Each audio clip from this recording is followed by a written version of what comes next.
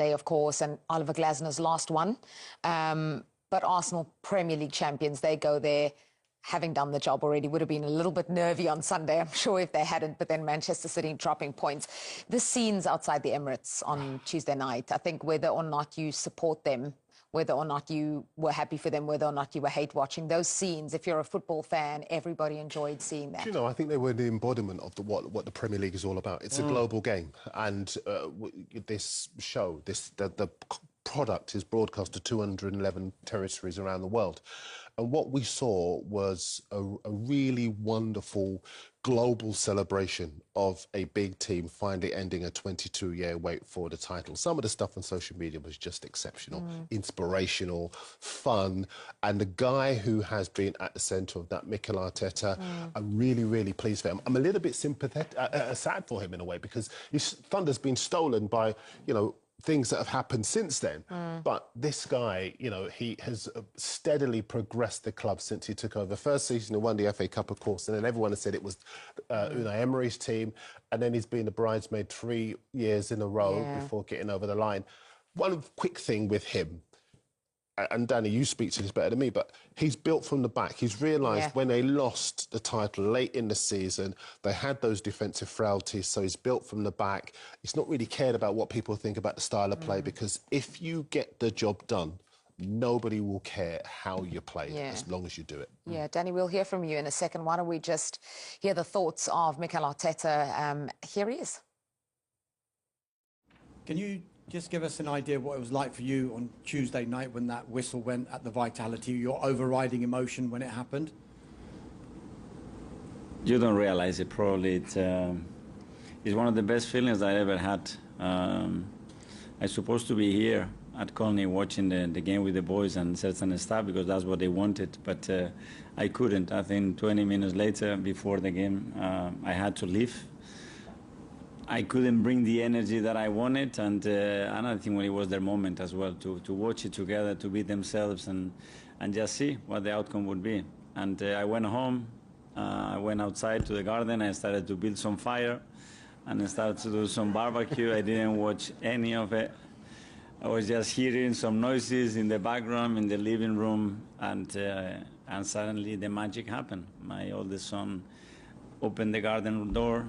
He started to run towards me, he started to cry, he gave me a hug and said, "We are champions, Daddy." And then my other two boys and my wife came over, and it was beautiful. Just to see that joy on them as well, that they are always with me, it was magical. And I think a minute later, Martin was with the video. "Where are you?" I said, "Come over." He said, yeah, guys, enjoy it for a while and see you in a few hours somewhere in London." And yeah, it was beautiful. Yeah, the first man to manage a club to the Premier League title, a club that he played for, Mikel Arteta. And, you know, you mentioned it, just wondering whether they would get it over the line because they'd finished second 3 seasons in a row. What do you think was the difference this time around? I think he altered them. They've been actually pretty good to watch for a couple of years and scored a lot of goals. And this year they've become a bit more pragmatic. Yeah. Worked harder on set plays, which is absolutely credit to them because it's not easy. And basically what they've done is they've won the league by being the best defensive team in Europe. But not only the best defensive team in Europe from the Premier League stats, but from the Champions League stats. And people think, well, everybody wants to watch attacking football and goals, of course, but it's a dying art defending. And it's not easy. It takes concentration, it takes tactical nous, it takes motivation from the coach to consistently get players to run and to do the hard yards. And the best example this season was when Eze played left wing at Villa. 2 bad moments of defensive work where he let his man go, Matty Cash. They lost a goal, nearly lost a second. He didn't play him again for five, 6 games. Yeah. And what he was saying there is, if you don't do it in my team, you're not going to play. And they don't carry any passengers. And that's why I give them a great chance against PSG as well.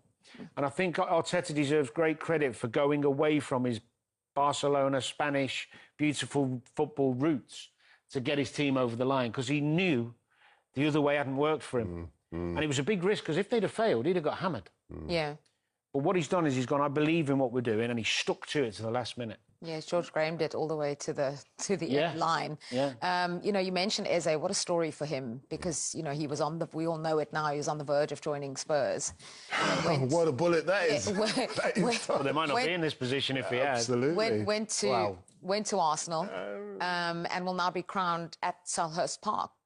You know, where he made his name on Sunday. Yeah, it's a wonderful, inspirational story as well. His faith, as everybody knows, is very, very strong to him. He's very unapologetic about that, and he's grafted.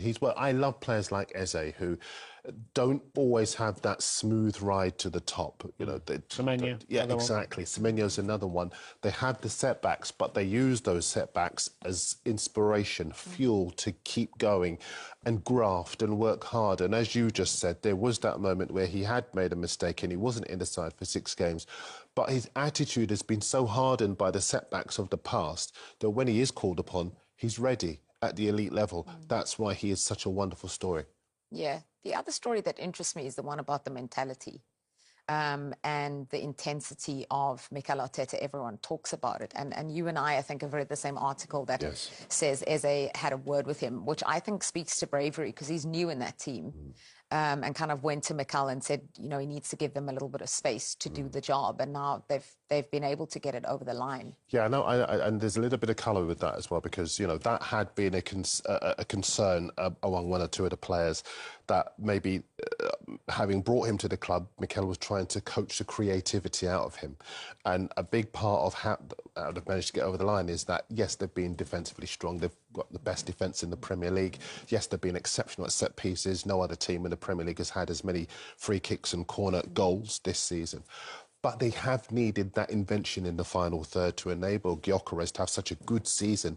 Many people were giving him a bit of stick midway through the season, but Gyökeres has managed to find those goals, and a big part of that reason has been Eze coming back into the team, as Danny was saying. And then, Danny, just the mentality as well, which everyone has criticised them for and had wondered whether they would have enough, and certainly under Arteta have enough to go on and win the trophy. What did it take for them after losing at City, which has totally swung the momentum?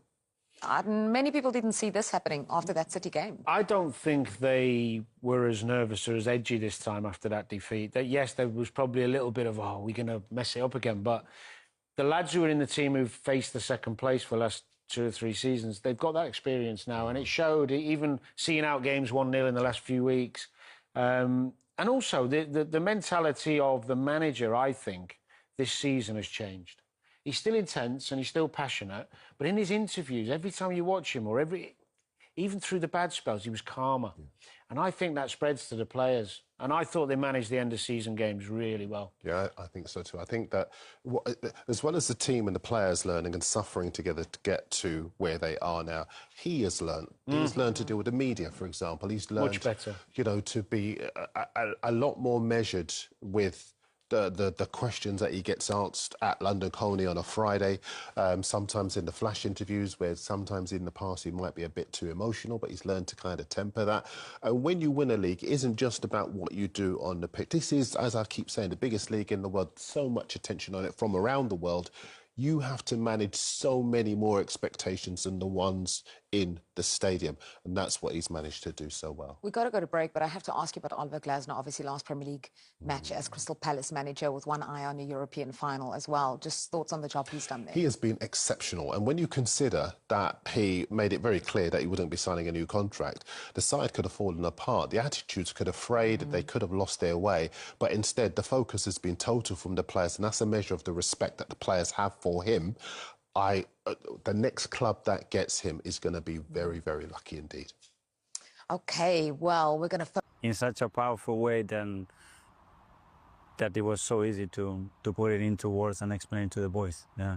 Oh, I'm very grateful and very honoured. I believe it. I mean, it's a transference of philosophy from, I think, acting and imagination to football. Of course, I'm not playing a game spontaneously live for the world to watch, but I do think that I've felt pressure before. I felt pressure to execute at a high level and to deliver for people.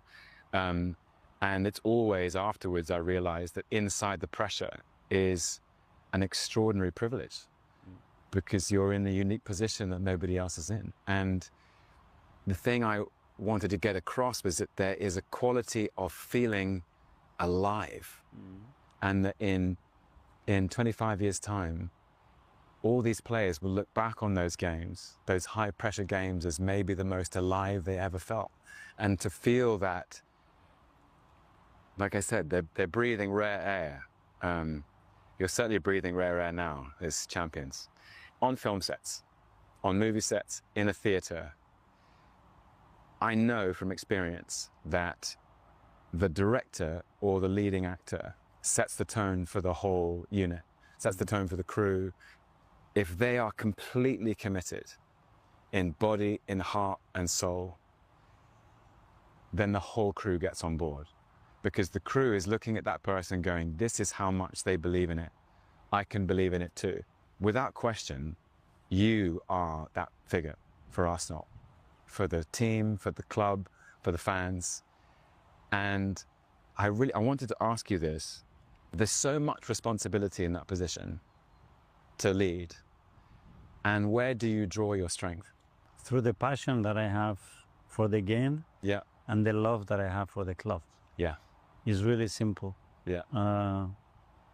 I wake up every single morning since 2019 feeling privileged, Yeah. and feeling that I have more energy to give to everybody that needs it in the right way. But I must say that I feel so lucky for the people that work in this organization. I can feel that. For the culture that we have created all together, and especially for the players, because they are the protagonists and they are the ones that set the tone of, okay, this is a beautiful environment to work or not. So you talk about energy, and I've heard you say this before, that this team is about energy. Yeah.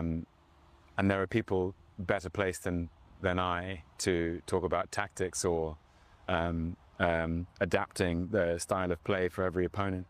But when you say this team is about energy and about connection, how have you inspired that energy in them? First of all, understanding them. I think if you don't understand the person, you don't understand the team, you cannot provide the energy that, in your opinion, is required, or the best one to do it. And my conclusion, especially at the end of the season, is we're not going to win it through tactics. We're not going to win it through, I don't know, doing something that we haven't done on the pitch before. We're going to win it by creating the most incredible energy together before it happens. So what we did is basically create an atmosphere that if I show you a video, you think this is after the game. Nice. And it was actually an hour and a half before kickoff. And that gave them relief, confidence, energy. They touch each other, and they were like, they were ready for each other. They were ready for anything that could happen on the pitch. And that's been a lesson, because they reacted so well to that. Outside of football, which is obviously a deep passion, is there anything else that inspires you when you come to work, when you know you've got the responsibility of carrying this team? Obviously, it's my family. It's my wife and my 3 kids, my parents, my sister, my friends, and everybody that I got to meet through a football. I always tell the story. The power of a ball is incredible. A ball can connect 50 children in a park that they never met each other immediately, and they become friends by doing that. The ball can connect the videos that we've seen in Uganda, in many countries, immediately. And that's been the story of my life. I mean, who has been my inspiration? The biggest one, that ball, because that ball has made me travel the world to meet and experience some things that I could never dreamed of. And as well, it has educated me with certain values, because that ball can be beautiful, and it can be something that takes you through very dark places as well in your life. But I would say my family. Look, if pressure is a privilege, and privilege is being a champion, which you are, and nobody can take that away from you, is there any pressure now? I will use a different word. I will use that we have raised different standards now. And this is where we are right now, and now we have to aim to go to the next level. And the next level is going to happen in 6 days in Budapest, to go and win the Champions League. And we know that, and our only focus now is to achieve that goal. When there isn't harmony, and when it's hard, when it's not easy, where do you go? Where do you draw it from? I enjoy that part as well. You enjoy that part? I love it. So why is not happening? Yeah. And try to figure out and dissect what is not right, find it and change it, is what it makes you a better coach. Yeah. And to have that curiosity, first of all, to be humble enough to, instead of start to criticize the players, start to look at yourself first and say, okay, what I haven't done right? Why is this not clicking? Why this is not happening in the manner that I thought it will play out? And then find a way. And then when it happens, it's more rewarding than before. Yes. Because you've been able to identify, and that's not easy to do. But in order to do that as well, you need to surround yourself with the best. And I feel lucky that, in my opinion, I have the best coaching staff in the world. Yeah. And some of the very best staff in the world to open your eyes, to guide you, to make you think, to open new possibilities as well. And I think that's very important, and they deserve a lot of credit. I wanted to quickly ask you, I know you haven't got a lot of time. Obviously, the England squad was announced this morning. Declan. Are you happy with it? Look, far be it from me. I always believe. That's the joy of being an England fan. But we've got Declan, Bukayo, Eberechi Eze and Noni Madueke all selected. I haven't missed anyone out. No, because Ben unfortunately is injured. Of course, yeah. So, yeah. Of course. What are your feelings about their international journey? I feel very proud. I think they're going to have an incredible tournament. Thomas is an incredible coach, and I think he's got the ability and the belief, and now the experience in the group as well to go and go all the way and win it. Do you talk? No. Yeah, we do. Yeah, we have a really good relationship. He's a top guy and for sure a top coach as well. I can't wait to watch them do it. Last question, and possibly a delicate one, but I hope you won't mind my asking. This morning, Pep Guardiola has announced that he is leaving Manchester City. I know you guys are very close, and obviously you spent an enormous amount of time with him.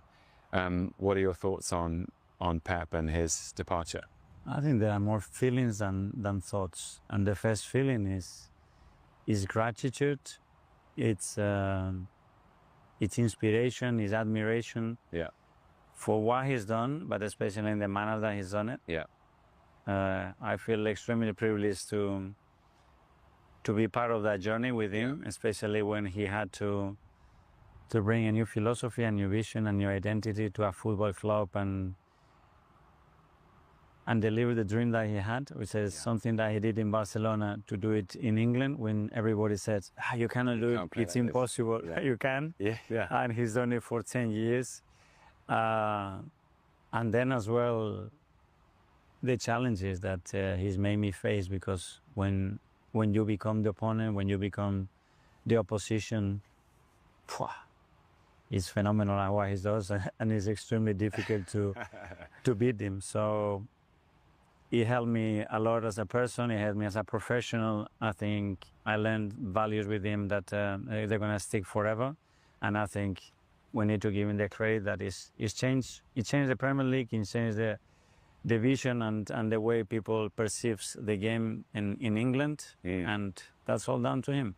Mikel, you have my respect and admiration for who you are and for everything you've done.